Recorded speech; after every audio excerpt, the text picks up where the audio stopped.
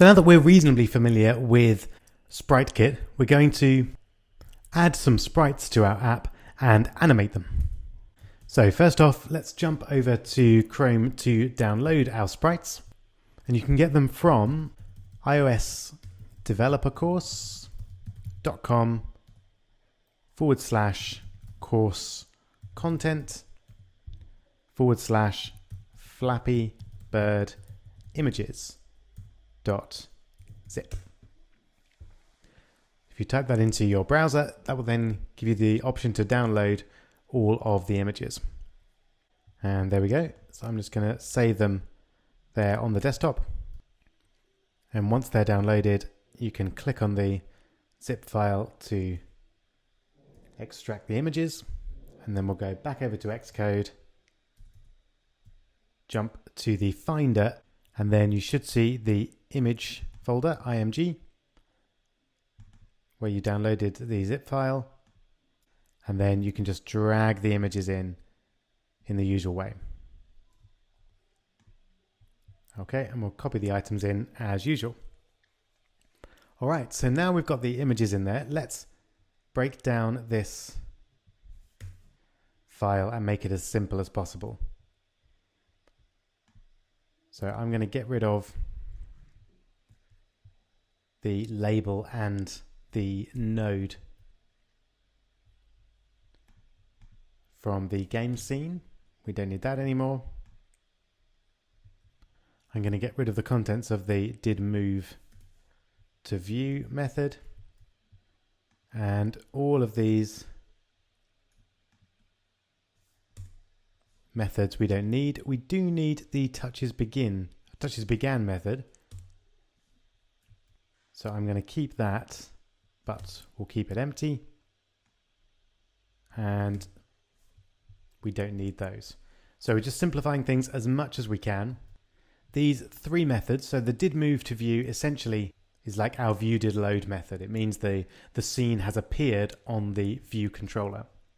Then touchesBegan is obviously when the user touches the screen, which is all we care about in terms of interaction with Flappy Bird.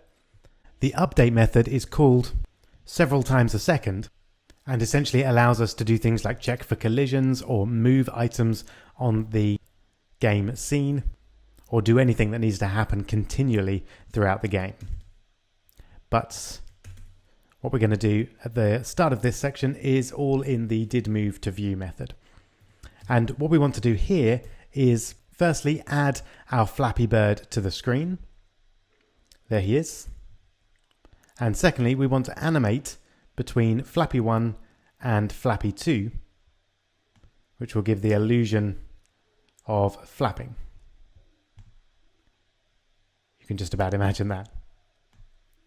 Next, we're going to create our bird sprite, and we're going to want to be able to access our bird sprite from a number of different locations. So we're going to create it up here. So this is bird, and the type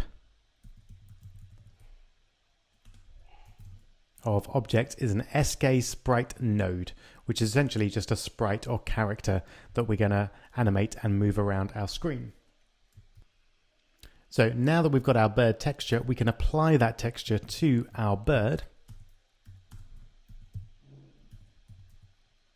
So we can say the bird is SKSprite node, and this time we're going to define a texture,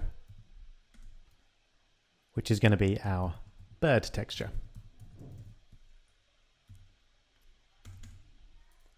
There we go. Next, we define a position for the bird.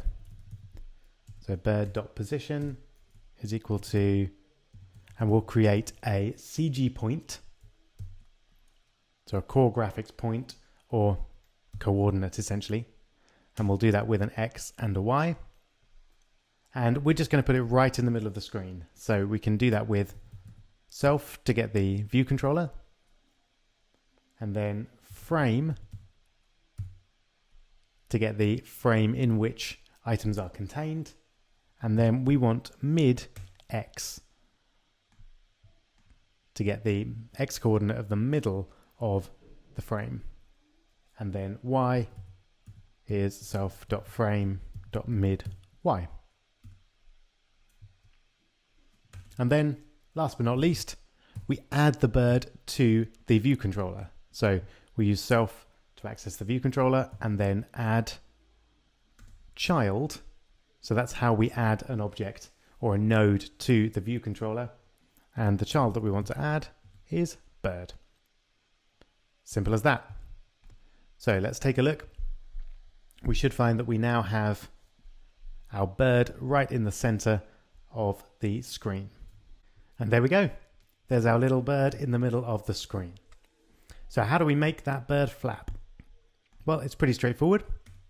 We create a second bird texture, which I'll just call bird texture 2.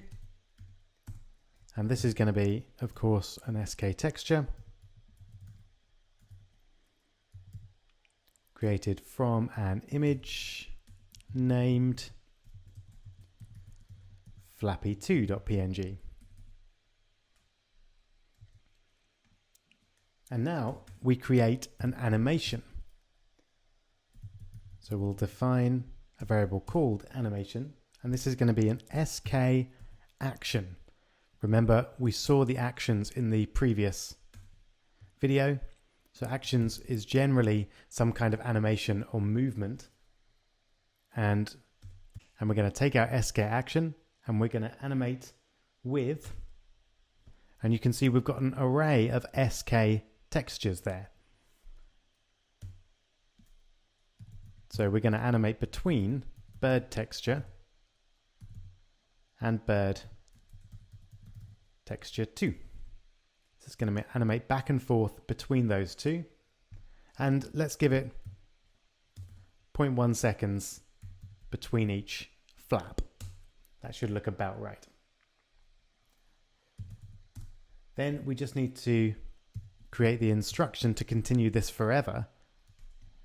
And I'll call this make bird flap. And this is going to be a new SK action. And we're going to repeat forever another action. And the action that we're going to repeat is animation. So this animation is just a single flap from bird texture to bird texture 2. And this make bird flap repeats the previous animation over and over.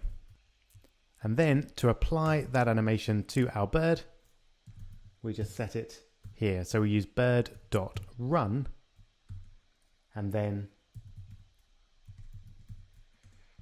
the SK action make bird flap. So I hope that makes sense. What we've done is we've added a second bird texture from flappy2.png. We've set up an animation, which is an SK action, which animates from bird texture to bird texture 2 over 0.1 seconds. And then we animate that forever using make bird flap. And then we just apply make bird flap to the bird itself using bird.run. Okay, let's see it in action. And there we go. You can see on my simulator, it's animating fairly slowly, but the animation is nonetheless there. And of course, on a device, that would be perfectly fast. Okay, so we're getting there. We now have our bird and our bird can flap. The next step is to bring in our background and to move the background to the left to create the illusion of movement to the right. And that's what we'll do in the next video.